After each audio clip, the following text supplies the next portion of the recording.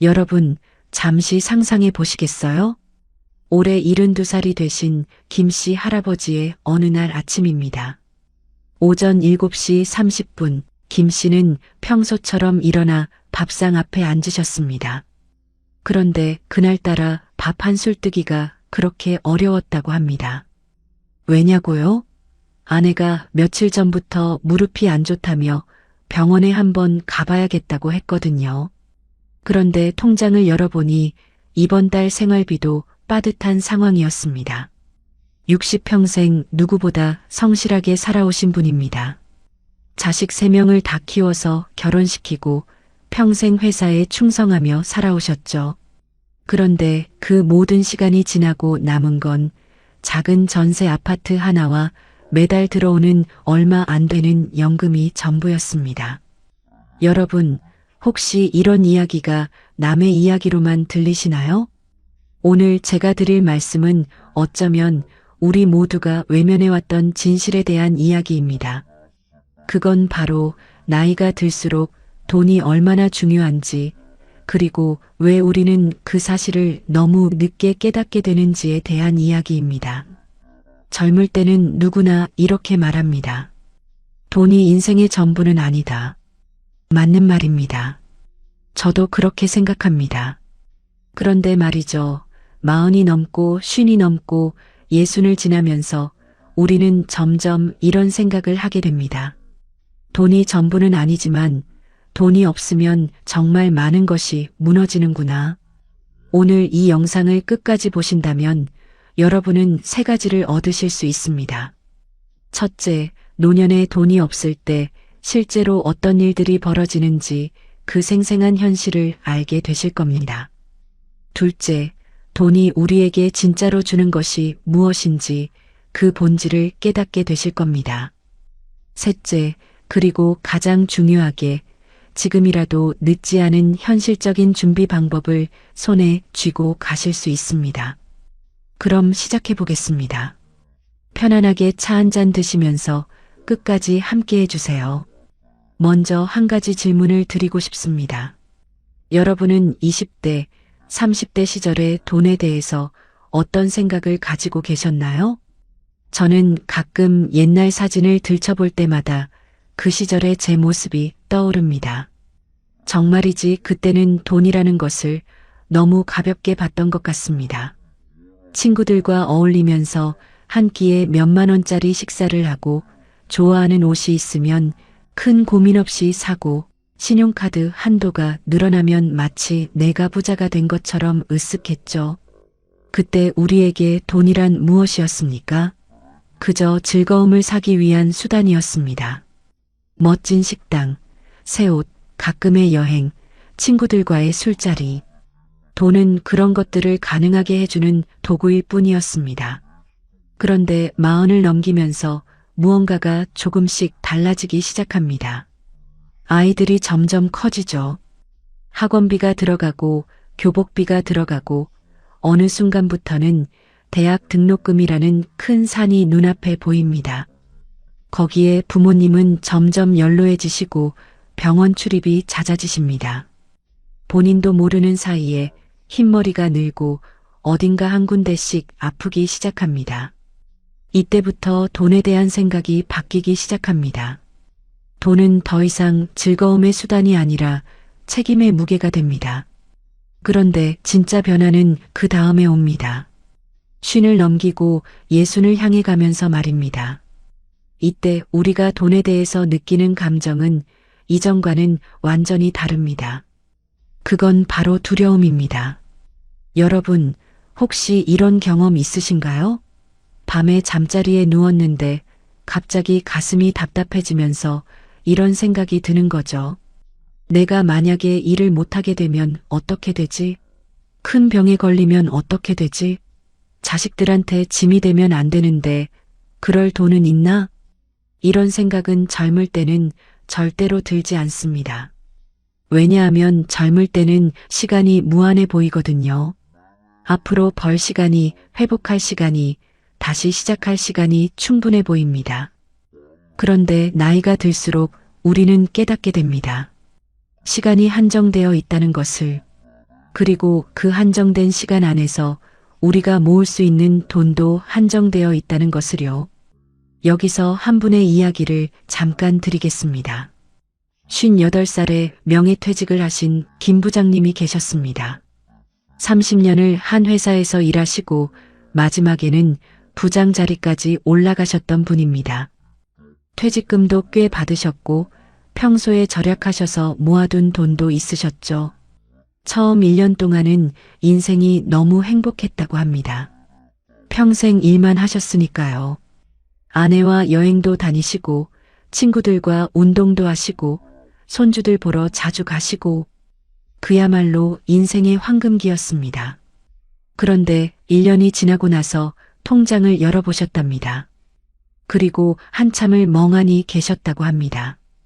모아두신 돈이 생각보다 빠르게 줄어들고 있었던 거죠. 그제서야 김 부장님은 깨달으셨습니다. 아, 내가 앞으로 살아야 할 시간이 일했던 시간보다 훨씬 더 길 수도 있겠구나. 여러분, 우리의 평균 수명은 점점 길어지고 있습니다. 예전에는 환갑잔치를 크게 했죠. 그런데 요즘은 어떻습니까? 칠순도 그렇게 큰 잔치가 아닌 시대가 되었습니다.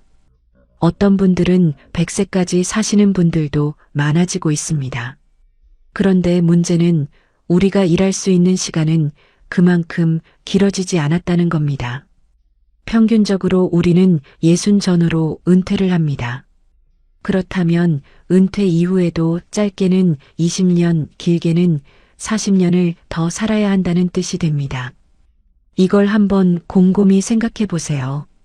우리가 일했던 시간이 30년이라면 그 30년 동안 번 돈으로 그 다음 30년, 어쩌면 40년을 버텨야 한다는 겁니다. 이게 쉬운 일일까요? 절대로 쉬운 일이 아닙니다.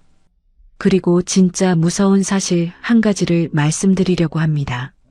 나이가 들수록 돈이 나가는 속도는 점점 더 빨라진다는 사실입니다. 왜 그런지 지금부터 본격적으로 말씀드리겠습니다. 이제부터는 조금 무거운 이야기를 해야 할 것 같습니다.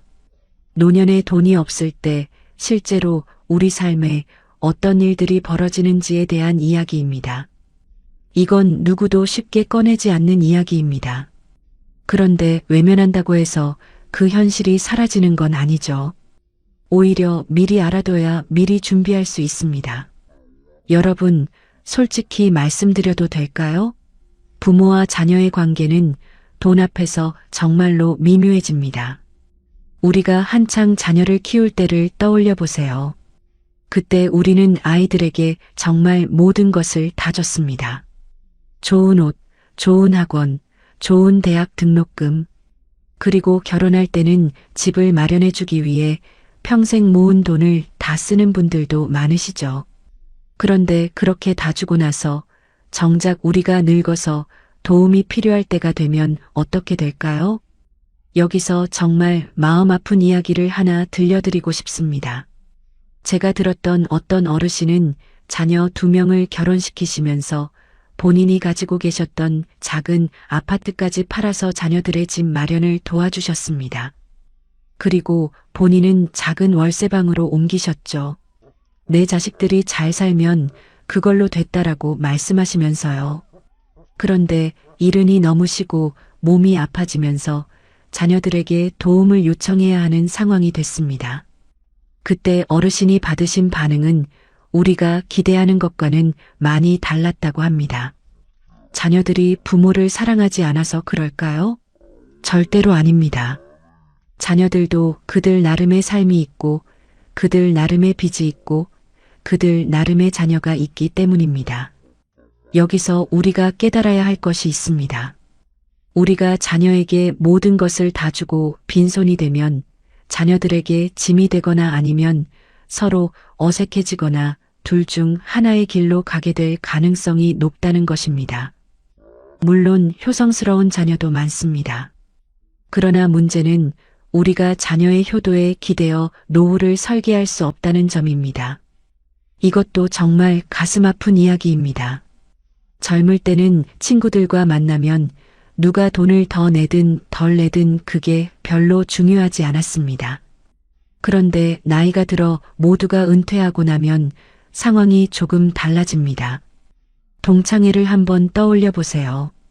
누구는 좋은 식당에서 만나자고 하고, 누구는 운동을 같이 하자고 하고, 누구는 여행을 가자고 합니다.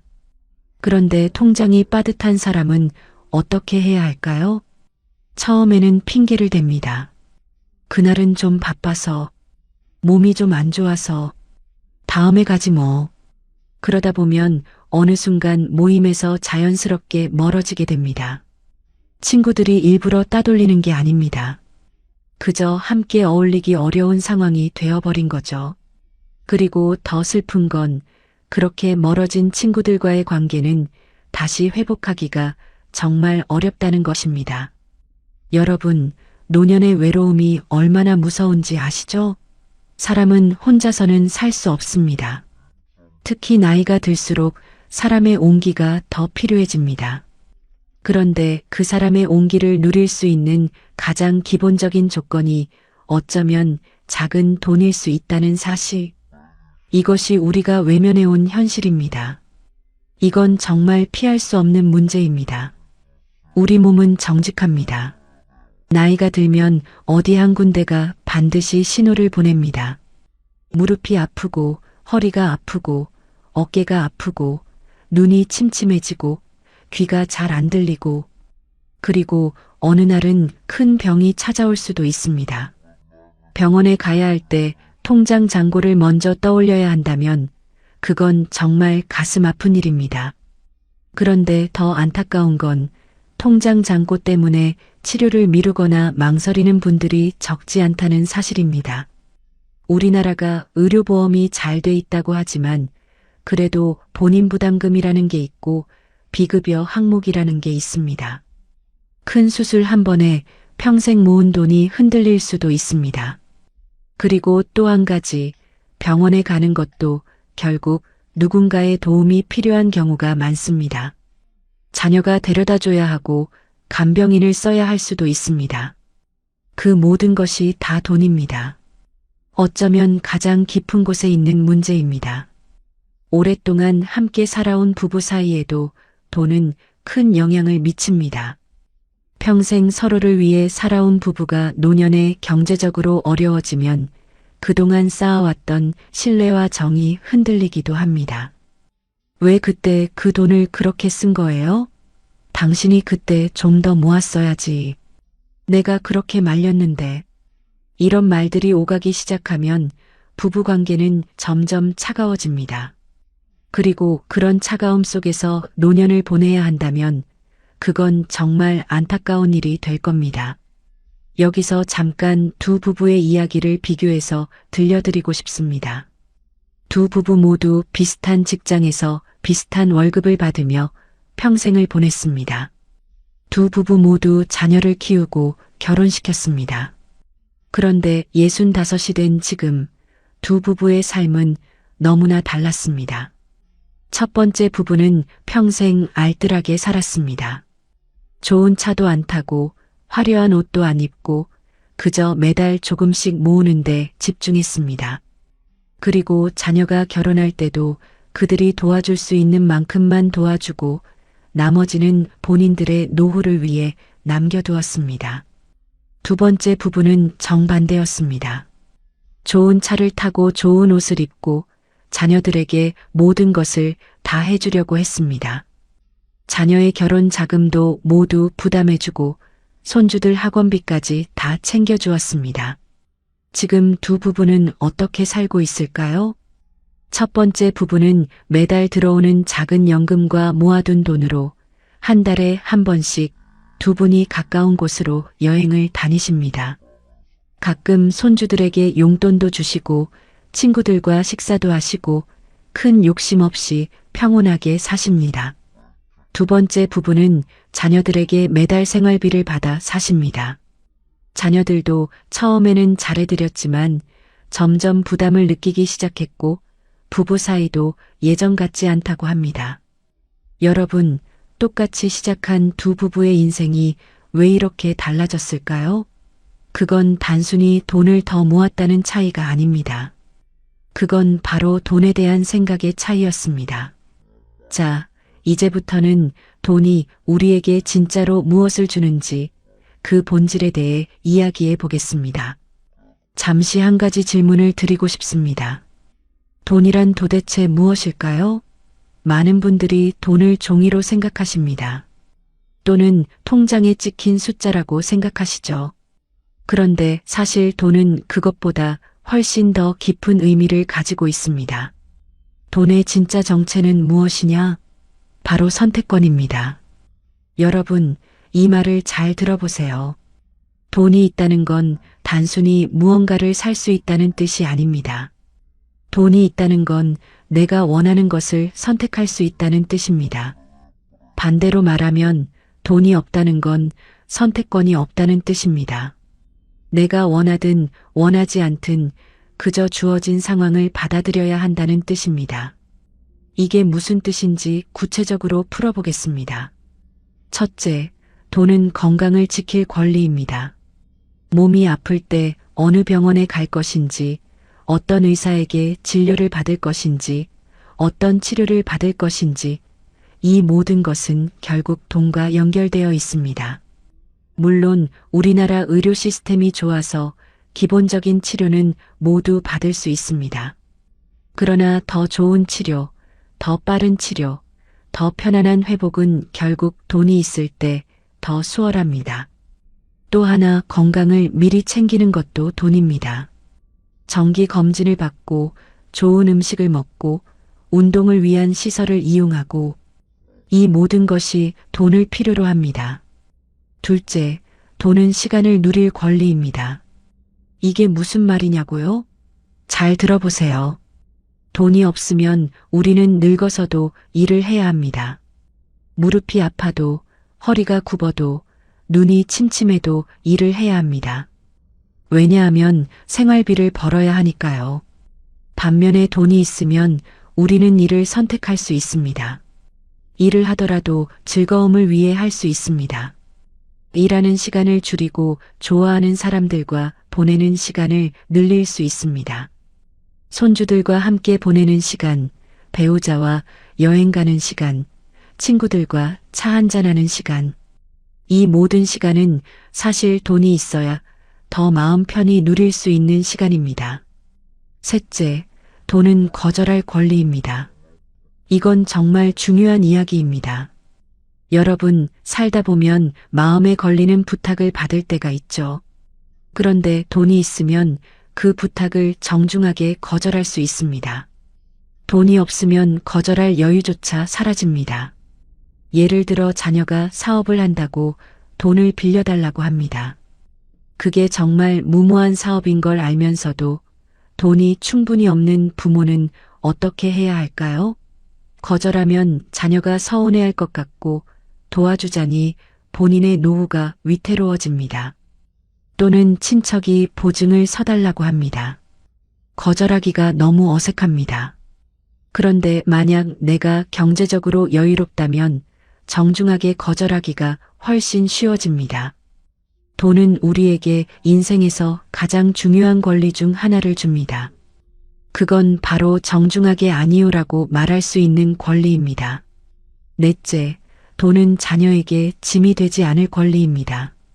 이건 우리 중장년층이 가장 절실하게 느끼는 부분일 겁니다. 여러분, 누구나 마음 한켠에 이런 다짐이 있으시죠? 절대로 자식들한테 짐이 되지 말아야지. 이 다짐을 지키기 위해서 필요한 것이 바로 돈입니다. 내가 아플 때 자녀에게 손을 벌리지 않을 수 있는 것, 매달 생활비 걱정으로 자녀에게 부담을 주지 않을 수 있는 것, 명절 때 손주들에게 용돈을 줄 수 있는 것, 자녀의 집을 방문할 때 빈손으로 가지 않을 수 있는 것, 이 모든 것이 결국 돈입니다. 그리고 이 모든 것은 결국 우리의 자존심과 직결됩니다. 다섯째, 돈은 존엄성을 지킬 권리입니다. 이게 가장 본질적인 이야기일 수도 있습니다. 사람이 사람답게 살기 위해서는 최소한의 경제적 기반이 필요합니다. 끼니를 굶지 않고 깨끗한 옷을 입고 따뜻한 집에서 자고 가끔은 좋아하는 음식을 사 먹을 수 있는 것. 이게 사람의 존엄성입니다.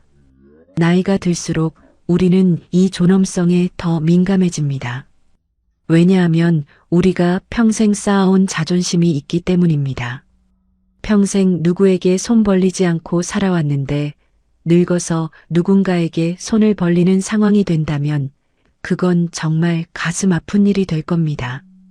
자, 여기서 여러분께 질문을 하나 드리고 싶습니다. 여러분은 지금 몇 개의 선택권을 가지고 계신가요? 이 질문은 단순히 통장에 얼마가 있느냐를 묻는 게 아닙니다. 여러분이 앞으로 살아갈 인생에서 얼마나 많은 선택을 할 수 있느냐를 묻는 겁니다. 병원에 갈 때 어떤 병원에 갈지 선택할 수 있나요? 일을 할 때 어떤 일을 할지 선택할 수 있나요? 누군가가 도움을 요청할 때 도와줄지 거절할지 선택할 수 있나요? 시간을 어떻게 쓸지, 어디에 가서 살지, 무엇을 먹을지, 누구와 만날지, 이 모든 것에 대해 선택권을 가지고 계신가요? 만약 답이 아니오에 가깝다면 우리는 지금부터라도 무언가를 바꿔야 합니다. 그리고 좋은 소식이 하나 있습니다. 지금이라도 절대로 늦지 않았다는 것입니다. 많은 분들이 이렇게 생각하실 수 있습니다. 이미 나이가 많은데 이제 와서 무엇을 바꿀 수 있을까? 여러분, 절대로 그렇지 않습니다. 40이든 50이든 60이든 70이든 지금부터 바꿀 수 있는 것들이 분명히 있습니다. 오늘 제가 5가지 원칙을 말씀드리겠습니다. 어렵지 않습니다. 그저 마음먹고 실천하면 되는 일들입니다. 첫째, 새는 돈부터 막으세요. 이게 가장 먼저 그리고 가장 빨리 효과를 볼 수 있는 방법입니다. 여러분, 통장에서 나가는 돈을 한번 자세히 들여다보신 적이 있으신가요? 한 달에 얼마가 어디로 나가는지 정확하게 알고 계신가요? 대부분의 분들이 의외로 모르고 계십니다. 그리고 살펴보면 정말 놀라운 사실들이 보입니다. 가입은 했는데 거의 도움이 안 되는 보험이 2~3개씩 있습니다. 사용하지도 않는 통신사 부가 서비스가 매달 돈을 가져가고 있습니다. 한번 가입하고 잊어버린 구독 서비스들이 통장에서 조용히 빠져나가고 있습니다. 오늘 영상을 보신 후에 한번 차분히 통장 거래 내역을 살펴보세요. 그리고 안 쓰는 것들은 과감하게 정리하세요. 한 달에 얼마 안 되는 것 같아도 1년이면 큰 돈이 됩니다. 그리고 또 한 가지, 자주 가는 식당이나 카페가 있으시다면 한 달에 그곳에 얼마를 쓰는지 한번 계산해 보세요. 모든 것을 끊으라는 게 아닙니다. 다만 그 돈이 정말 그만큼의 가치가 있는지 한번 점검해 보시라는 겁니다. 둘째, 자녀에게 모든 것을 다 주지 마세요. 이건 정말 어려운 이야기입니다. 부모 마음이 어떻겠어요? 자식이 어렵다고 하면 내 거 다 털어서라도 도와주고 싶죠. 그런데 그러시면 안 됩니다. 자녀에게 도움을 주실 때 한 가지 원칙을 세우세요. 내 노후를 위협하지 않는 범위 안에서만 도와준다. 이건 자녀를 사랑하지 않아서가 아닙니다. 오히려 자녀를 진짜로 사랑하기 때문입니다. 왜냐하면 부모가 노후에 빈손이 되면 결국 그 짐은 자녀가 지게 되기 때문입니다. 자녀에게 진짜 줄 수 있는 가장 큰 선물은 우리가 늙어서 그들에게 의지하지 않는 것입니다.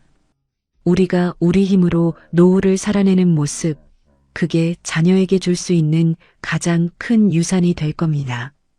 셋째, 작더라도 매달 들어오는 돈을 만드세요. 이게 정말 중요합니다.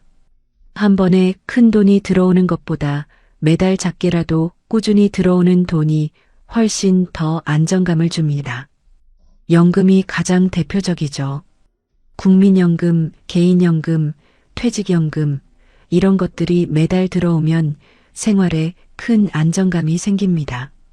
그리고 만약 가능하다면 작은 일거리를 하나 가지고 계시는 것도 좋습니다. 꼭 큰 돈을 벌어야 한다는 게 아닙니다. 매달 얼마라도 들어오는 작은 돈줄을 만들어 두시면 마음의 여유가 정말 달라집니다. 또한 본인이 가진 자산을 어떻게 매달 현금으로 바꿀 수 있을지도 고민해 보세요. 큰 집에 살고 있다면 더 작은 집으로 옮기고 차액을 생활비로 쓰는 방법도 있습니다. 본인 명의로 된 자산이 매달 얼마를 만들어줄 수 있는지 진지하게 계산해 보시기 바랍니다. 넷째, 욕심내는 투자 대신 지키는 투자를 하세요. 이건 정말 중요한 이야기입니다. 나이가 들수록 우리는 한 가지를 조심해야 합니다. 그건 바로 한방에 대한 욕심입니다. 은퇴를 앞두고 또는 은퇴한 후에 갑자기 큰 돈을 벌고 싶다는 마음이 들 때가 있습니다. 누가 어디서 큰 돈을 벌었다는 이야기를 들으면 나도 한번 해봐야겠다는 생각이 들죠. 그런데 여러분, 그건 정말로 위험한 길입니다. 왜냐하면 우리는 더 이상 회복할 시간이 충분하지 않기 때문입니다. 젊을 때는 한번 실패해도 다시 일어서서 벌면 됩니다. 그런데 나이가 들어서 큰 손실을 보면 그걸 회복할 시간이 우리에게 없습니다. 중장년의 돈 관리 원칙은 단 하나입니다. 버는 것보다 지키는 것이 우선이다. 큰 수익을 약속하는 상품, 누가 추천하는 잘 모르는 투자, 잘 모르는 분야에 대한 욕심, 이런 것들은 모두 한 발짝 물러서 생각해 보셔야 합니다. 단순하게, 안전하게, 그리고 분산해서 이게 중장년 돈 관리의 황금 원칙입니다. 다섯째, 건강이 곧 돈이라는 마음을 가지세요. 이건 어쩌면 가장 큰 돈을 아끼는 방법일 수 있습니다. 나이가 들어서 가장 많이 나가는 돈이 무엇일까요? 바로 의료비입니다.